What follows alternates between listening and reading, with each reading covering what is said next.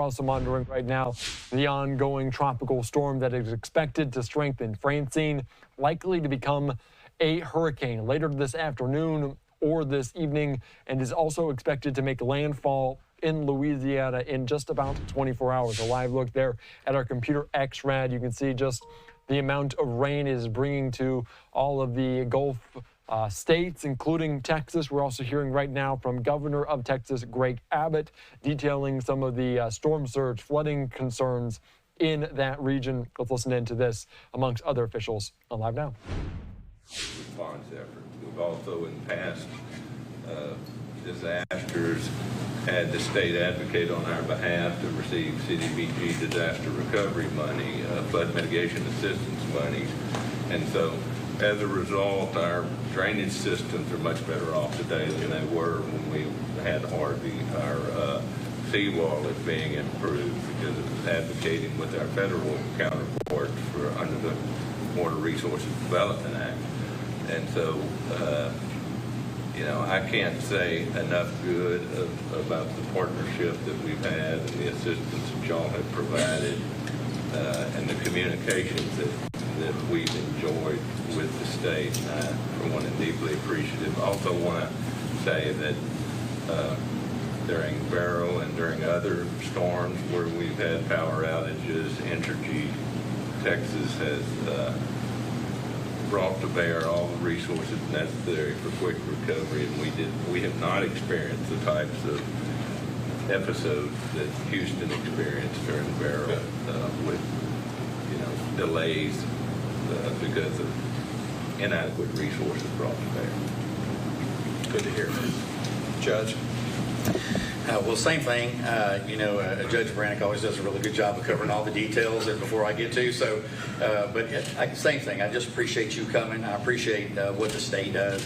You know, I wasn't here as long as he has been. I've only been in this position for 5 years, and so I'm kind of catching some of the last recent changes that TETM has done, but I know it's a lot easier and a lot more efficient and effective for us to get stuff from one location. We make one phone call, and then we get a lot of the resources that I think we used to have to chase down to get it. Having Speaker Phelan as well, Senator Nichols, these folks we can call and talk to. They always answer the phone. I know sometimes they probably like not to, but they do. We have a huge amount of resources that we have to our availability. My emergency management coordinator, Joel Ordwayne, does a fantastic job. We all coordinate together. All the counties coordinate together in this region because it affects all of us. And even if it doesn't hit us direct, we want to help our neighbors, and we all do that. And so it's just important that we're able to do that now, and that we're able to kind of keep that on track. And again, to our neighbors in Louisiana, we want to, we wish them the best, and our prayers are with them. But we are prepared in Orange County. We're prepared if this thing does make a change. We know that we're ready to go. Entergy, again, to everybody's point, they have done a really good job in the past with making sure we have quick recovery.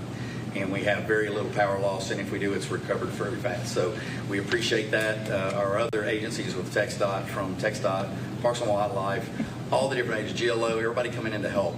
It's been a very good effort to it, and then when we have events like this, we have this that takes place, and people get to know that we are prepared and we're ready to go in case this thing turns.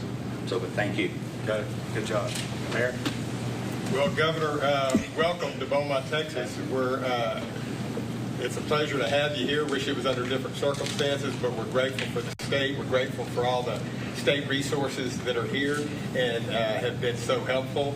And certainly the city of Beaumont, we want to remind all our residents to be vigilant and pay attention to this storm. It still has a long ways to go, and we want to make sure that we keep all our residents safe. I know our Emergency Operations Center is stood up, ready to go. We're well prepared, so are all our departments within the city, and we'll certainly respond and meet the needs of all our residents, but we do want to make sure we keep them well informed and really appreciate the local and state partnerships that we have.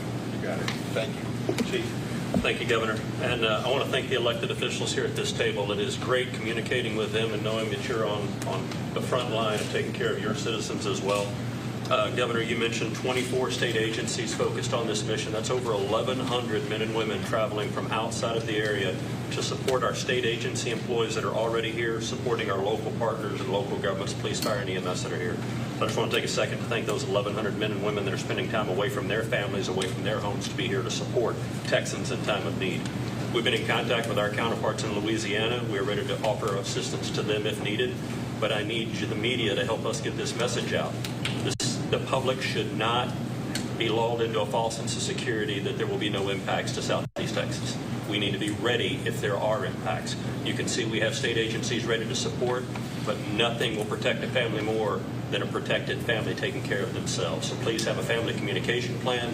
Take time to talk to your friends and family today, this afternoon, and make sure you have the resources that you need. Very good. We'll take a few questions.